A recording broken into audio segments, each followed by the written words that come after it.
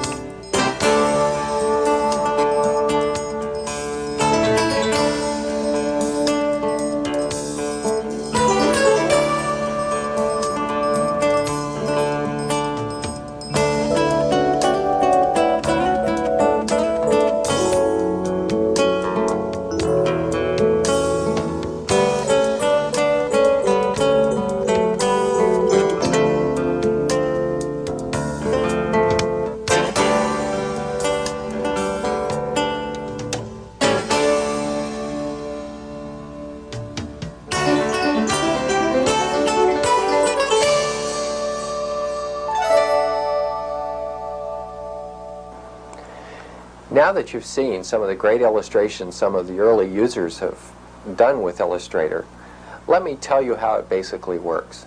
The first thing you do is you prepare a drawing or a sketch of what you had in mind. You can either use a drawing that you have done or a drawing that you've gotten from somewhere else, a clip art file, a newspaper, a magazine. You use one of the scanners that's hooked to an Apple Macintosh. You scan the image into the Macintosh into a Mac Paint format. This image then acts as the background or base art upon which you construct the illustration. Let me show you how this works. This file has been previously done, and it's a picture of a girl's face. What we did is we scanned that picture of a girl's face in on a scanner hooked to the Macintosh, and as you'll see when I show you what the original scanned image looks like, it has a lot of imperfections in it. There are very rough edges, and there are a lot of scanning artifacts that make this an unprofessional looking kind of picture. The whole purpose of Adobe Illustrator is to fix this.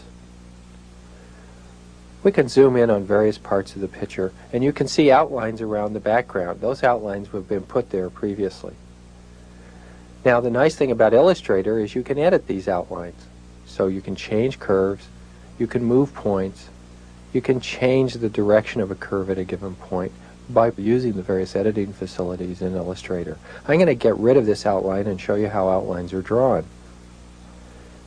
The basic idea is a tracing model. We lay down curves around the background template, around the scanned image, and essentially outline with curves the eyebrow. This becomes second nature once you learn how to do this.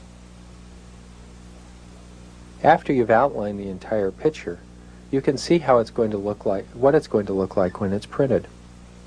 And you can preview it, so to speak. Here you can notice that the image is very clean, the lines are very smooth and crisp.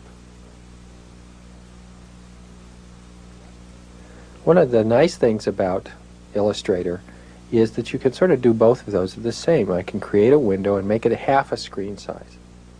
Now I'm going to make a duplicate of that window and move it over to the other half of the screen. I'm going to zoom away on this side so I see more of the face. I will then preview that side to see what it's going to look like when it's printed. When I change the eyebrow and move the curves around, you can see that it's moving on both images, and that you can see the preview changing as I move the curve. This is a very neat and powerful feature. If I select the entire eye, I can move the eye around and sort of get a Picasso effect in the image. We can undo any operation with Illustrator by using the Edit menu. We've seen just a few of the samples now of the kinds of things that you can work with on one specific image. Now that I've shown you how to manipulate and create a drawing using a background template, I'd like to show you how to create a drawing from scratch using the power tools that are found in the program. These power tools allow us to create art and manipulate it with a high degree of ease. Let's now open a new file. We will indicate that there is no background template. I'm going to use the circle tool to create an ellipse that's going to represent a petal of a flower. Using a rotation tool, I can rotate and duplicate that petal. And I can repeat the process to create a complete layer of petals. I can select this whole group and rotate it again, creating a second layer of petals.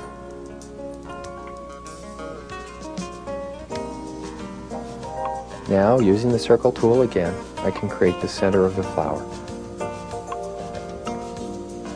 Selecting all of these, I can then paint them any shade of color, filling the centers and outlining them with any shade of gray for the lines.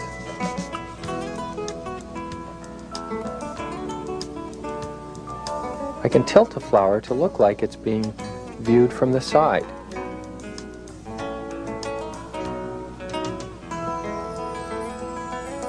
And I can make a copy of it as though it were being passed through a mirror. And move that mirror image into place. Taking another copy, I can move it in front.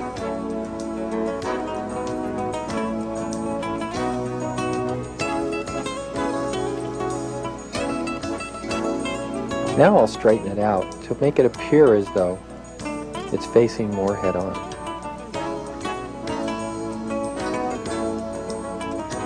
We've created a little clump of flower tops. Now let's build the stem.